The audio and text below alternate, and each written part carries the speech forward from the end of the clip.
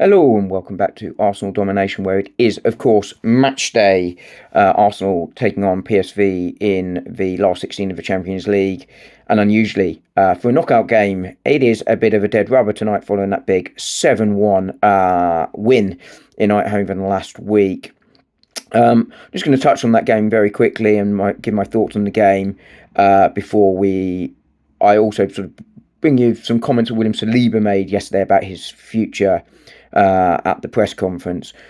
So, as I mentioned, let's start with the game, as it is match day. As I mentioned, the tie is over. Arsenal should not be losing a six goal advantage here. Arsenal set a record last week for a record away win in a knockout tie in the Champions League. PSV still on bad form. They must surely know they're out. There's no way back here. But it is still an important game for Arsenal. Our own form has obviously been patchy, not totally unexpected, given where we are and the state of the squad at the moment. But it's important to try and build some, momentum. And I spoke about the confidence that the players would have got from that game last week, from scoring goals and playing well. Some of that might have been eroded slightly with that performance against Manchester United.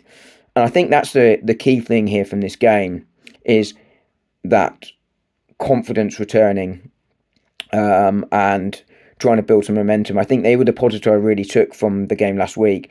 I was obviously delighted with the result, but I, did sound that note of caution that when sides come out against Arsenal, they've still got the ability to do it.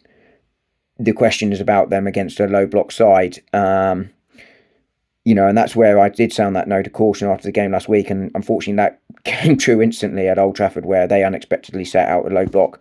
And I think that's probably the most interesting thing from a PSV point of view here is, do they rest some players and focus on their domestic competition, knowing full well that they are probably out? Or do they... Or do they go all guns blazing here and try and restore some pride? Don't know is the honest answer. I think that will probably depend on the internals with their manager, who must now be under pressure a little bit, and what he thinks is best. But I think, I think what is almost more interesting than that is how they approach the game. Arsenal very clearly struggle against a low block. If this is an important game for the manager in terms of his future, does he sacrifice his principles of trying to play attacking football, which we've seen him play all season? We saw him play to his cost last week against Arsenal. Or does he do what Ruben Amorim did, which is sacrifice his principles slightly and be more pragmatic? And I think if he does that, Arsenal are in for a tougher game. But of course, in doing so, it probably means that Arsenal can control the game slightly more, like they sort of did at the first half against Manchester United at the weekend. And that probably means that the tie is safe. But if they come out, I think Arsenal could score goals again against PSV, and I think it will be an exciting game. But obviously, I just don't think there's any jeopardy. So that's my thoughts from a PSV perspective. From an Arsenal perspective, Mikel Arteta confirming yesterday there's no new injury news coming out of the game at Old Trafford. And probably most interestingly of all was his view on Ben White, which is that he is fit and ready to start a game following his build-up back from injury, which suggests to me he is going to start this game, and I think that would be sensible. I'll give you sort of what I think I would do in a second, but it's not necessarily what I expect Mikel Arteta to do. But I think the other interesting thing was he was asked about the youngsters. Obviously, with the level of injuries, we've seen a lot of youngsters, Butler Adoje being sort of most prominent amongst them, from the youth team and reserve team coming up to train with the first team. Max Dowman, of course, another one, but he's not eligible to play. And he was asked about whether this was an opportunity to reward those players, maybe not from the start, but during the game. And he indicated that he would. Now, I'm always dubious about what managers and players say in press conferences slightly, and I think this is one of those ones where history suggests Mikel Arteta won't play youngsters if he doesn't think they are ready. He's shown that he will trust youngsters that he thinks are ready. While he didn't give debuts to Bukayo Saka and Emil Smith Rowe, he used them quite extensively, particularly early on. Smith Rowe obviously falling out of favour after a while. He showed some trust in Eddie Nketiah to an extent, and we've seen this season even when Yeri and Miles Lewis-Skelly get significant minutes. So I don't necessarily expect to see a lot of the youngsters certainly start this game or even play, because history suggests that if he doesn't think they're ready or good enough, he won't do it, regardless of whether the game is over or not. But I think it was an interesting question. It was interesting to hear his reaction. So in terms of the sides, I think this is just an opportunity for Arsenal to get rest to a lot of players that have played a lot of minutes. And I would make wholesale changes. I don't necessarily think that's what will happen. My side would be something like Neto, Ben White, Calafiori, partnering Jakub Kivior at centre-back, and Miles Lewis-Skelly at left-back, just to sort of try and get him back into the Champions League and sort of get over that early substitution after he was walking tightrope in Eindhoven. Midfield, I'd go Zinchenko and Jorginho. With Odegaard at the 10, I'd probably sub him off about the hour mark for Ethan Nwaneri. Raheem Sterling on the right, Kieran Tierney on the left of the attack, and then Butler Josie up front. I would expect that not to be the side. I would expect to probably see one of the centre-backs start, Saliba or Gabriel. I think it wouldn't surprise me to see Declan Rice or Thomas Partey start in midfield. And it wouldn't surprise me to see Trossard and or Moreno start further forward. I think Ethan Nwaneri is definitely the one that needs a rest. If you can get Odegaard a bit of a rest too, then maybe you do that as well. He's looked a little bit out of sorts, but I think he's shown signs of coming back to form recently.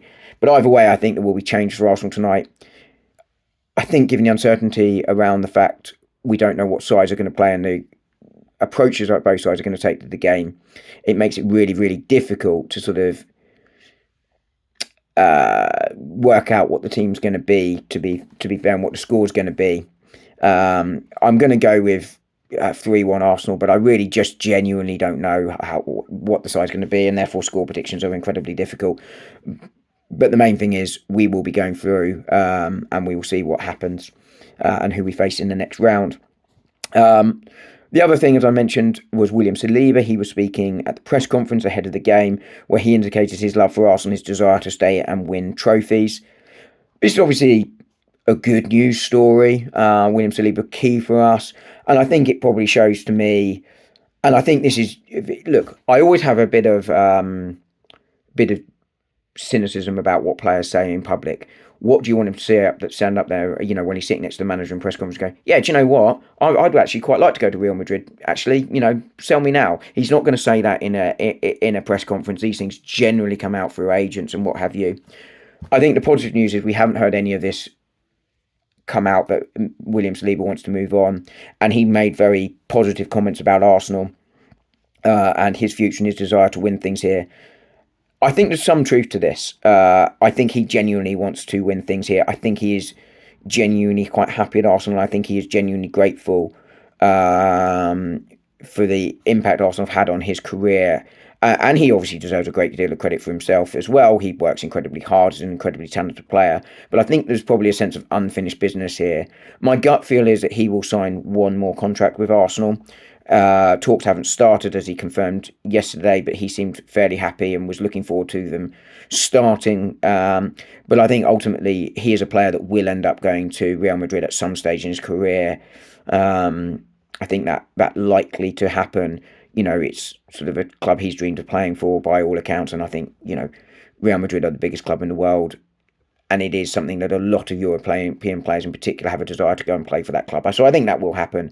But I think some positive news there for Arsenal, that he seems very happy. And that the mood, whilst there's a disappointment and a bit of anger about how the season's gone from the players, that's what you'd want to see, given how it's gone. But I think a desire for them to sort of put it right, and a sort of a belief that they can put it right. And this has just been one of those irritating seasons rather than something endemic about decline at the club, and that's kind of where I am as well. So maybe I'm slightly projecting my view there onto his thoughts at the press conference. But as I say, I don't think that's the case, and I think it's genuinely sort of a desire for him to look to sign a new contract and stay, and hopefully that will happen. But we will see in the summer. Anyway, let me know what you think, guys, about William Saliba or the match tonight down in the comments below. And as always, Have a great day. Enjoy the game tonight, and I will speak to you soon. Thanks. Bye.